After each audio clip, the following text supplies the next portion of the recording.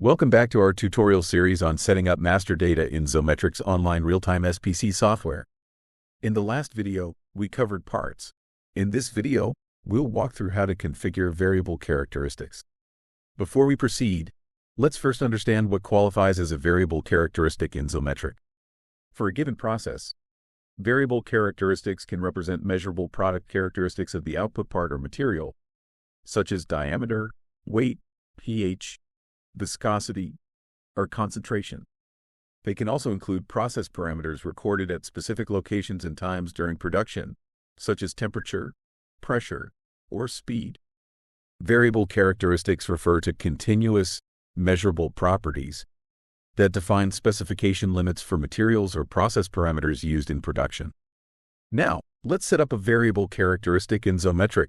Start by opening the Zometric Real-Time SPC module, then go to Menu, Configure, and select Variable Characteristics. Click on Add Variable Characteristic in the top right corner of the page. Enter a unique name for the variable characteristic. The description is optional, so you can add any additional details if needed. Once done, click Save in the bottom right corner. And that's it. You've successfully set up a variable characteristic in Zometric. Thanks for watching. In the next video, we'll discuss variable part specifications. See you there.